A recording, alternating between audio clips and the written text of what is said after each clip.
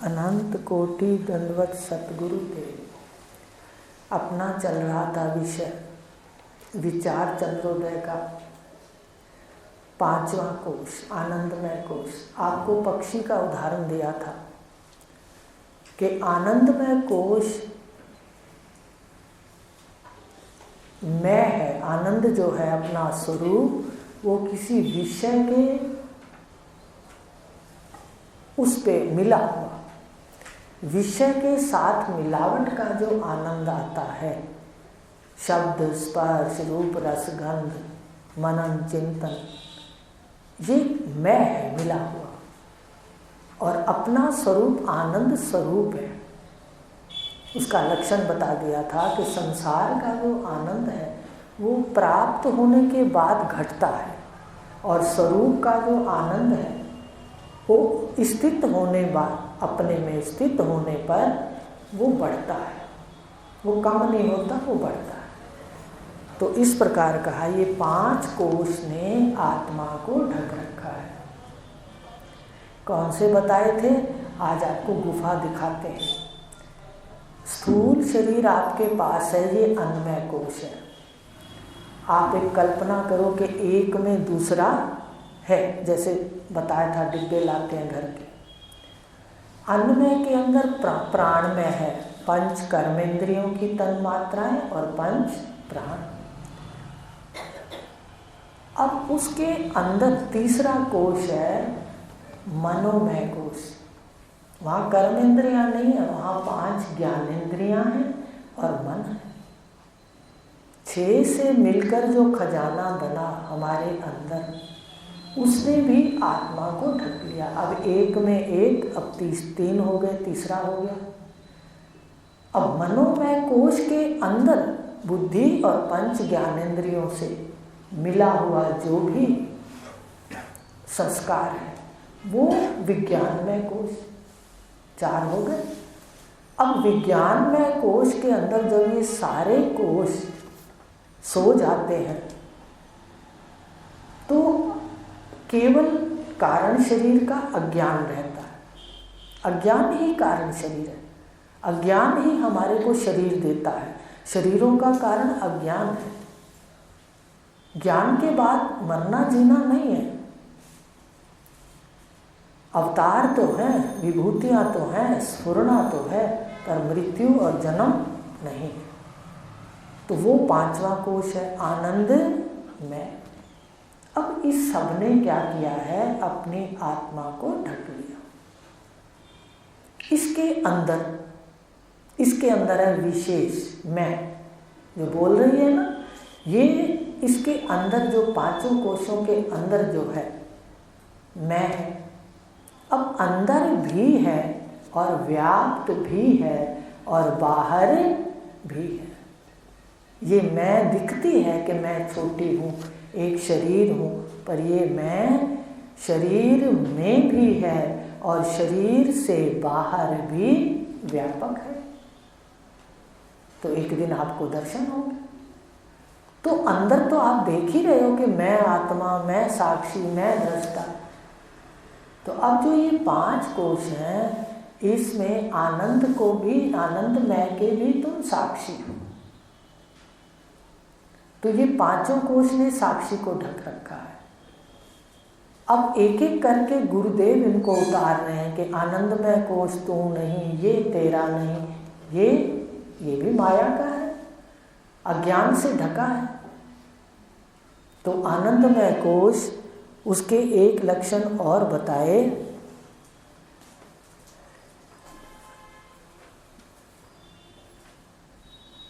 कि ये जितना भी आनंद है, देखो कभी तो सारे कोश जितने भी हैं, अन्नमय है, प्राणमय है, मनोमय है, एक प्राणमय कोश को छोड़ करके, प्राणों को छोड़ करके बाकी जितने कोश हैं वो आते और जाते हैं।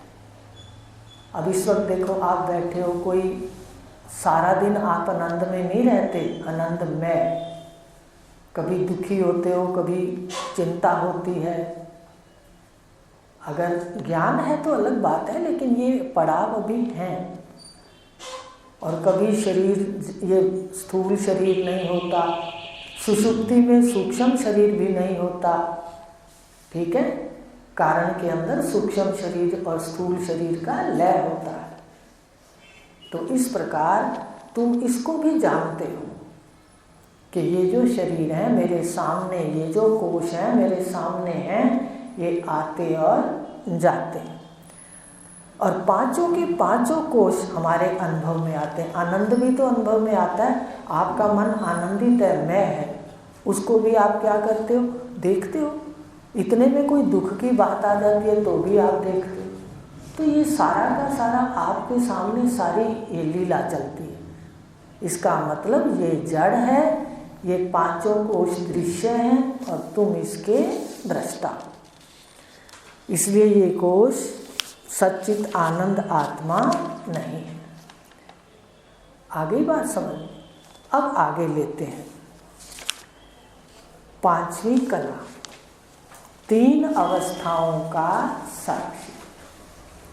देखो पहले था तीन शरीर का भी मैं साक्षी हूँ। तीन शरीर मैं नहीं, मेरे नहीं, मैं क्या हूँ इसका देखने वाला, जानने वाला, साक्षी। देखो कितना आसान मार्ग है कि अभी आपने दूसरे अध्याय को पढ़ा, भगवान ने गीता के अंदर कहा आश्चर्य से एक इसे लखे है। इस ज्ञान लेने वाले की अवस्थाएं बताई भगवान ने।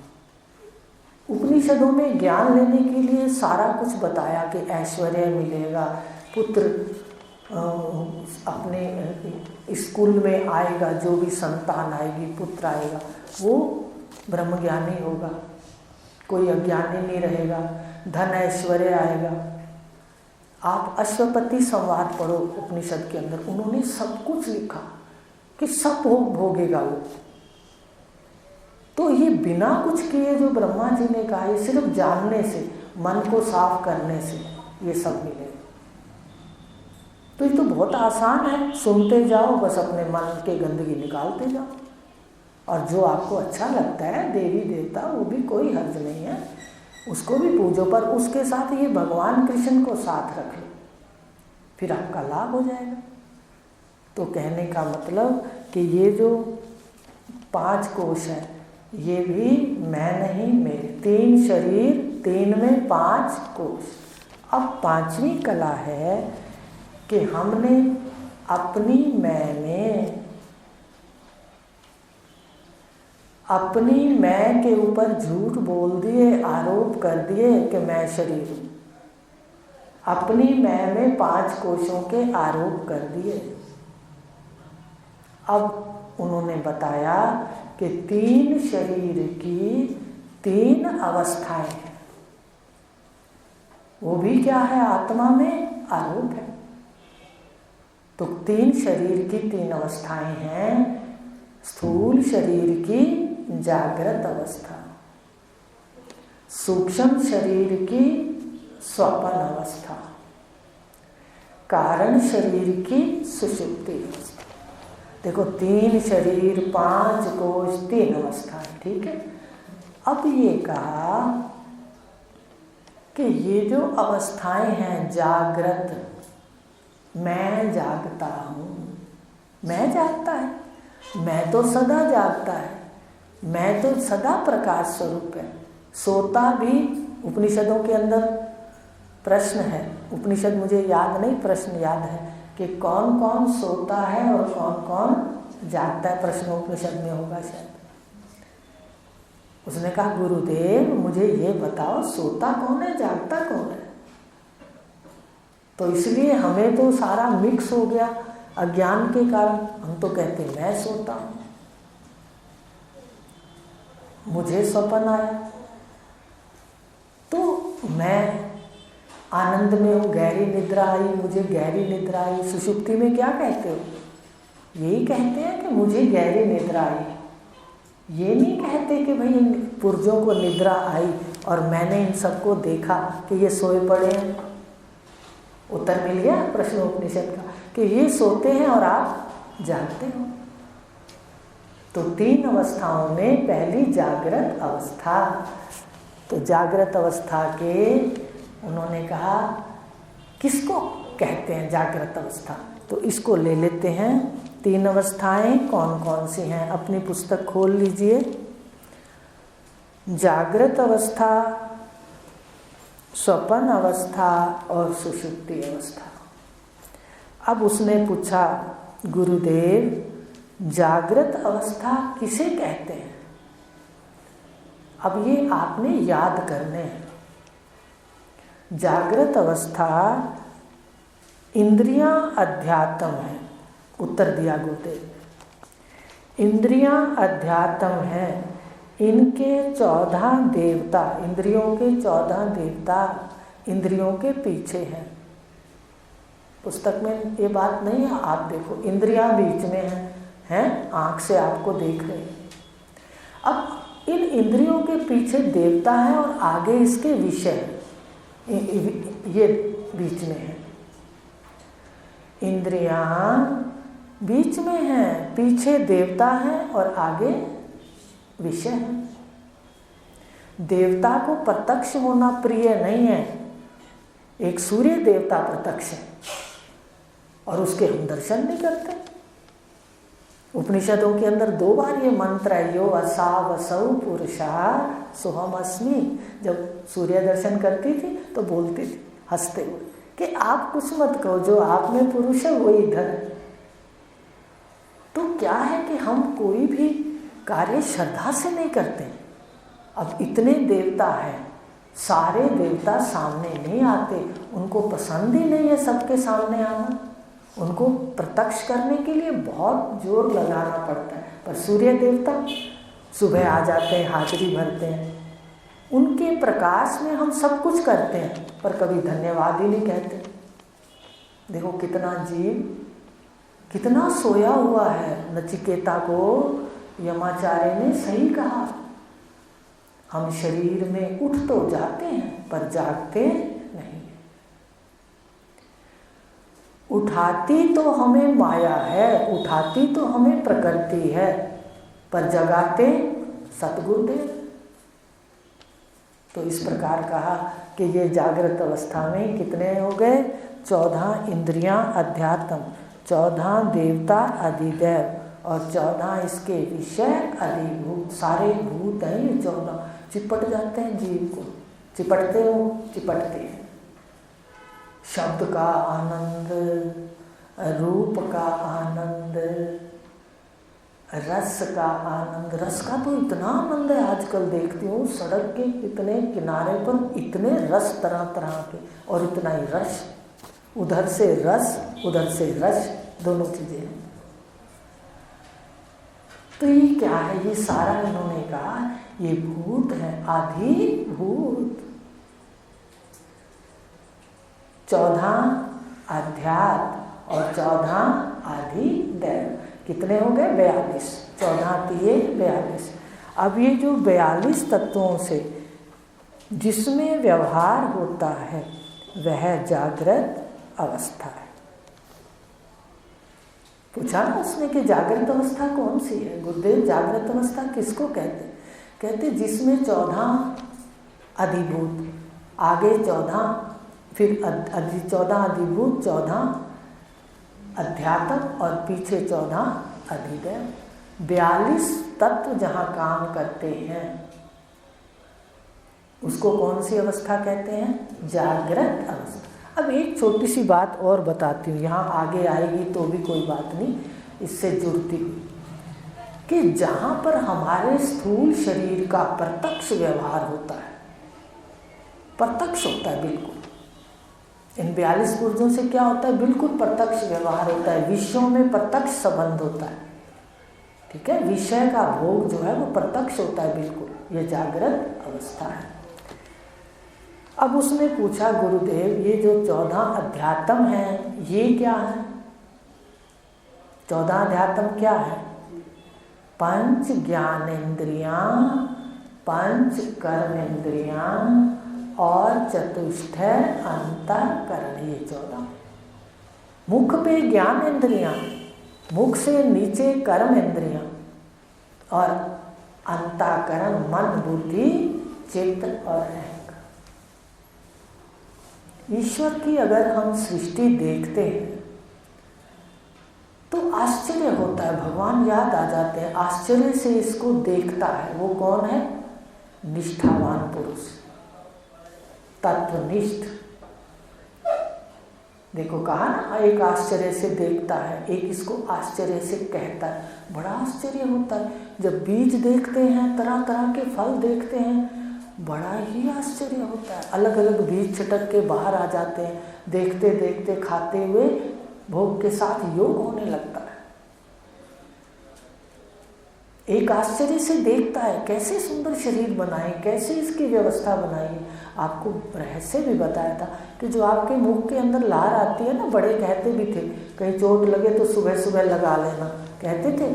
आपको एक और विस्तार बात बताते हैं कि ये बड़ी कीमती है। सुबह उठते हो ना, ज़्यादा बुर्श मंजन में इसको ना फेंको, बैठे हो 2-4 बार दिन के अंदर ऐसे अंदर गिटक लो, ये अंदर के विकारों को दूर करते हैं। देखो कितना ईश्वर ने ऐसी मशीनरी बनाई है जिसमें इसका सारा मसाला तैयार होता है। तो ये है कि जो 14 हैं, इसको सृष्टि को एक आश्चर्य से देखता है। देखो कितना सुंदर बनाया है उसने सृष्टि को। वो परमात्मा को देखता है इसमें, और परमात्मा हंसता है और कहता है, छुपा हूं योग माया से। सबों को देखता नहीं। देखो आपको एक दिन बताएंगे कैसे योग माया से प्रत्यक्ष परमात्मा, पर भगवान ने खुद कह दिया वही देखता नहीं। रहस्य युक्त ये सृष्टि है, पर है बहुत प्यारी। एक आश्चर्य से देखता है, वो कौन पुरुष है? वो है तत्वनिष्ठ, जिसको साक्षात हो जाता है, उसको दिखता है। साक्षात, साक्षात अहम, साक्षात ईश्वर उसको देखता है। एक कहता है, ज्ञान सुनाता है, एक आश्चर्य से भगवान ने कहा कहता है, वो ज्ञानी है, तत्व ज्ञानी। समझ रहे हो? ब्रह्मनिष्ठ भी है, दोनों बातें उसमें हो सकती हैं। निष्ठावान भी हो सकता है और ज्ञान भी सुना सकता है, आचार्य भी हो सकता है। तो आश्चर्य से एक कहता है, जो कहता है वो भी आश्चर्य से कहता है कि देखो कैसी सृष्टि है, विलक्षण सृष्टि है। परमात्मा विलक्षण है, उसकी माया भी विलक्षण है, यही उसके लक्षण है। और क्या लक्षण है परमात्मा? जो विलक्षण चीज पैदा करे, जो कोई ना पैदा कर सके, वो विलक्षण है। तो इस प्रकार एक सुनता है, तीसरा का भगवान ने सुनता है। सुनने वाला कौन है इस विद्या को? साधक। हर व्यक्ति नहीं सुन सकता। थोड़े से कर्म आपके उदय हो गए, आप यहाँ बैठ के अब कर्मों को बढ़ा दो। यहाँ तो इतना भी कहते हैं कि आप कोई भी पूजा पाठ करते हो करो, पर कृष्ण को साथ ले लो, गीता को ले लो, ये आपके काम आएगी अंतिम समय, और जीवन में भी काम आएगी। आप देखो कृष्ण का जो एक ही सिद्धांत है, गुणातीत हो जा। मुझे तो इतना बचाया व्यवहार के अंदर, सब 3 गुणों में है। अगर 3 गुणों में उलझोगे तो त्रिशूल की चोट पड़ेगी। 3 गुणों से असंग हो जाओ, इसके दृष्टा हो जाओ, तो आप व्यवहार में भी शांत रहो। कह भी लोगे गलत को गलत, सही को सही, पर राग द्वेष नहीं करो। तो कहा एक आश्चर्य से देखता है, दूसरा कहता है, तीसरा सुनता है। कौन है वो सुनने वाला? साधक। और चौथा सुन के भी नहीं ग्रहण कर पाता। तो जो नहीं ग्रहण कर पाता वो भी सेवा लाभ ले सकता है, अपने कर्म बना सकता है, और सिर्फ रट सकता है कि मैं आत्मा हूँ। तो भी भगवान ने कहा अंतिम समय श्रीमान धीमान के घर जाएगा, जो ये जन्म कर्म से बहुत दुर्लभ है। कहा कर्म से ये बहुत दुर्लभ। तो इस प्रकार ये जो कहा कि ये अवस्था जागृत है, जागृत में ही हम भूले हैं, और ज्ञान कहाँ लेंगे? जागृत में लेंगे। देखो भूल कहाँ पर है? जागृत अवस्था में, और उसके संस्कार हैं स्वप्न अवस्था में, वो कल पढ़ाएं। तो जागृत अवस्था में जहाँ इंद्रियां और स्थूल शरीर एकदम सीधा व्यवहार करते हैं, स्थूल व्यवहार करते हैं, प्रत्यक्ष व्यवहार करते हैं, और 42 पुर्जे वहाँ तत्व काम करते हैं। इस अवस्था को क्या कहते हैं? जागृत अवस्था। तो कल लेंगे। 42 पुर्जे में आपको बता दिए पंच ज्ञानेंद्रियाँ, पंच कर्मेंद्रियाँ और चतुष्ठा अंतःकरण। अब इनके देवता इनके पीछे हैं और इनके विषय इनके आगे। देखो, विषय के अंदर जाते हैं तो मन अंदर से निकल के कभी आँख की वृत्ति पर सवार होकर रूप देश में चला जाता है, कभी शब्द की वृत्ति पे सवार होकर शब्द देश में चला जाता है। ये 14 जो हैं, ये जितने भी हैं, इसमें रमन करता है। तो इस मन सहित मनोदेव, मन कभी जड़ है, अकेला नहीं जाता। वृत्ति आरूढ़ चेतन, सुनते जाओ भले भूल जाओ, मनोदेव भी कहते हैं। वो इंद्रियों से बाहर निकल के, इन द्वारों से बाहर निकल के सैर करता है। पर आगे क्या है सैर करने वाला? कहते फुलवारी, यहाँ तो जंगल है। कहा, समझ रहे हो? और जंगल में क्या करता है? भटक जाता है, उसको पता ही नहीं चलता, बस वो आगे चलता है, और सुख और सुख और सुख, पर कल की आस में आगे भागता है। आज जागृत अवस्था लेंगे, कल 42 पुर्जे सुनूंगी। जागृत अवस्था कहते किसे हैं? ये भी ओम पूर्णमदः